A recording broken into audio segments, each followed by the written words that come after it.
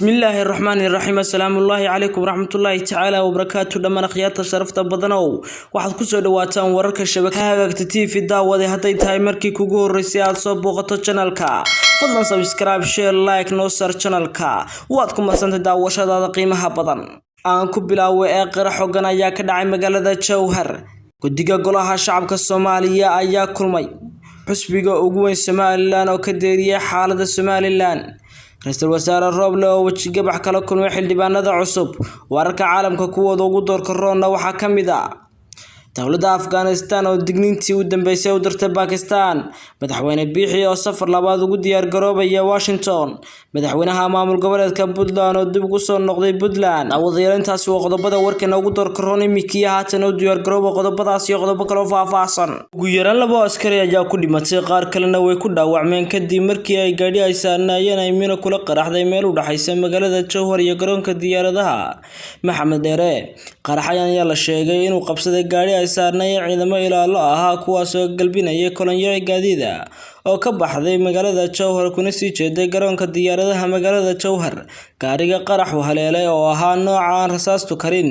ayaa waxa dadkii saarnaa kamid ahaa Mahad Cumar Cabdi oo ka tirsan guddiga doorashooyinka iyo mas'uuliyiinta kale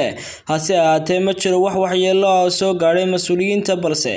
waxa waxyeelladu soo gaadhay ilaaladii la socotay gaariga oo saarnaa dusha sare ee baabuurka kolonyada gaadiidka ayaa waxa saarnaa siyaasiyiin iyo qaar kamid ah dadkii goobjooga ka ahaa doorashadii shalay ka dhacday magaalada Jowhar taas oo ku soo baxay Cismaan Xaadoole waa qaraxii saddexaad oo mina oo ka dhaca sanadkan meel u dhaxaysa magaalada Jowhar iyo garoonka diyaaradaha Maxamed Dheere iyadoo hore labadii qarax ay ku dhinteen 6 ruux oo rayid ah guddiga doorashooyinka guddoonka golaha shacabka ayaa kulan maanta ku yeeshay magaalada Muqdisho waxay ku doorteen guddoomiyaha iyo xogayaha guddiga oo ka kooban 10 xubnood ayaa waxay guddoomiye u doorteen wasiirkii hore wasaaradda amniga Soomaaliya xildhibaan Cabdirasaaq Cumar Maxamed oo lagu soo doortay beledweyne halka xoghayn loo doortay xildhibaan Maxamed Abuukar Cabdi oo ah wasiirka arrimaha gudaha Koonfur Galbeed guddiga doorashooyinka guddoonka golaha shacabka ayaa laga sugayaa in diyaariyaan soo saaran jadwalka xilliga la qabanayo doorashada guddoomiyaha golaha shacabka iyo labadiisa ku xigeen xisbiga wadaniga Somaliland oo ka soo horjeestay hadalkii shalay ka soo yeedhay taliyaha ciidanka booliiska Mr Dabagale ee uga hanjabay xildhibaan Maxamed Abiib taliya Dabagale xisbiga wadani waxa uu rajo xumo ku sheegay hadalkan ka soo yeedhay taliyaha isagoo sheegay inay ka tirsanayeen noocaas oo ugu hanjabay taliyuhu xisbiga wadani waxa uu bulshada Somaliland ugu baaqay inay ka hadlaan wararka noocaas ee xukuumaddu ku beegsanayso siyaasiyiinta mucaaridka iyagoo sheegay in xildhibaan Maxamed Abiib yahay muwaadin reer Somaliland oo xuquuqda iyo tacaddiga loo geysanayo aan cidna u ogeyn xildhibaanka iyagoo ka codsaday inuu taliya Dabagale keeno cadeynta sheegaysa inaanu xildhibaan Maxamed Abiib ahayn muwaadin Somaliland taliyahana uga fadhiyaan cadeyntaas geesta kale waxay madaxweynaha Somaliland mudane Muuse Biixi Cabdi ugu baaqeen inuu wax ka qabto hadallada noocan ah ee shaarka loogu faanayo siyaasiyiinta iyo muwaadiniinta Ra'iisul Wasaaraha Xukuumadda Federaalka Soomaaliya ayaa maanta ku fashilmay inuu soo sharxo xilka madaxweynenimo ee Soomaaliya waqti colaad ay ka dhaxayso isaga iyo madaxweyne Farmaajo Ra'iisul Wasaare Roble ayaan wax wara ka soo saarin arrinkan balse maanta markii uu hortagay golaha shacabka Soomaaliya ayaa uu ku fashilmay halkaasi dhanka kale kooxda abacsan Farmaajo ayaa hambaliyada fashilaada Ra'iisul Wasaaraha kaga maasanaya baraha bulshadu ku xidhiidho sidoo kale qaybo kamid ah shacabka oo doonaya inuu madaxweyne Farmaajo xilka u sii hayo ayaa Ra'iisul Wasaaraha cambaarin iyo dhaleecayn u soo jeediyay hukuumadda Afghanistan ee hogaamiyo ururka Taliban ayaa ku eedeysay Pakistan inay dad rayid ah ku leysay duqeyn ay ku firisay deegaanada ku teedsan xuduudda labada dal Taliban ayaa sheegtay in diyaaradaha dagaalka ee Pakistan ay duqeynayaan qaxooti ku sugan gobolada Khosti iyo Kunar ee Afghanistan warbaahinta maxalliga ayaa sheegtay in ugu yaraan 45 qof ay ku dhinteen duqeyntaas iyadoo wasaaradda arrimaha dibadda ee Pakistan ay sheegtay inay barayso eedeymahaas afhayeenka xukuumadda Taliban Sabilullah Mujahid ayaa Pakistan ugu hanjabay inay cawaaqib xun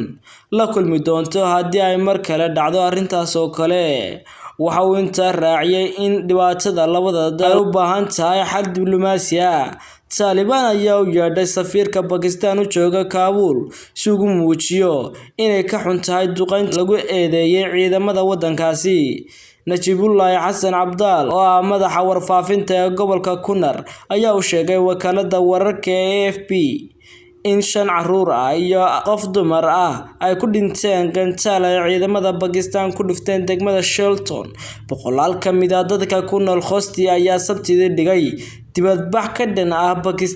Pakistan ayaa ku howlan dhismaha darbi dhererkiisu yahay 2700 kiiloomitir kaasoo ka oodaya Afghanistan laguna magacaabo khadka duran. Khamiistii la soo dhaafay ugu yaraan 7 askari oo ka mid ah militariga Pakistan ayaa ku dhintay weerar gaadma oo koox hubeysan kula beegsatay meel u dhow xuduudda Afghanistan. War ka soo baxay militariga Pakistan ayaa lagu sheegay in ciidanka la weeraray ay dileen 4 ka mid ah kooxdii wadada u gashay. Ma jirto cid hore ka sheegatay mas'uuliyadda weerarkaasi. Xiisadan ayaa ku soo beegmaysa xilli wasaaradda gaashaandhigga ee Pakistan ay Khamiistii shaacisay in 128 dagaalyahan ay ciidamada Pakistan ku dileen xuduudda Afghanistan tan iyo bishii January. Militariga Pakistan ayaa qiray in ugu yaraan 100 askari looga dilay weeraro dhacay isla muddadaas. Ra'iisul Wasaaraha cusub ee Pakistan Shehbaz Sharif oo tacsi u diray qoysaska ay ka baxeen askarta dhimatay ayaa wacd ku maray in xukuumaddiisu ay sii wadi doonto la dagaalanka argagixisada. Madaxweynaha Somaliland Muuse Bixi Cabdi ayaa la rajaynayaa inuu safar labaad ku tago wadanka Mareykanka kadib markii madaxweynaha dalkaasi uu ka arinsanayo ictiraafka Somaliland iyo sidii uu xidhiidh qoto dheer ula yeelan lahaa Somaliland. Isagoo rajaynaya daba madaxda Somaliland ayaa diyaar garoobaya safarka dalka Mareykanka ay ku tagayaan dhanka kale. Madaxweyne Bixi oo isna rajaynaya inuu libin buuxda kala soo noqonayo Mareykanka. Madaxweynaha maamul goboleedka Puntland ayaa ku soo laabtay magaalada caasimadda ee Garowe kadib safar ugu maqnaa dalka Kenya waxaana soo dhaweeyay madaxweyne ku-xigeenka maamul goboleedka Puntland Master Karash iyo qaybo ka mid ah bulshada reer Puntland. Guddoonka golaha wakiilada Puntland, caruur, waxgarad, dhalinyaro, haween, aqoon-yahan iyo qaybaha kala duwan ee bulshada kadib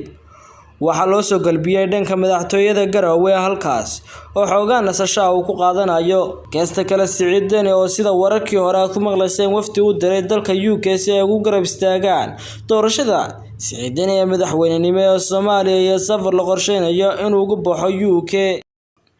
Akhyaartadan jecelnahay intaasi ayaan ku soo gabagabaynaynaa war waxaan ka helnay dalka gudihiisa dibadiisa daafaha caalamka ee darafyada Soomaalida. tan iyo kulanta dambe waa bahda Hagagta TV oo ku dhaafisa tan iyo nabadgelyo. Wassalaamu calaykum waraxmatullaahi tacaala wabarakaatuh.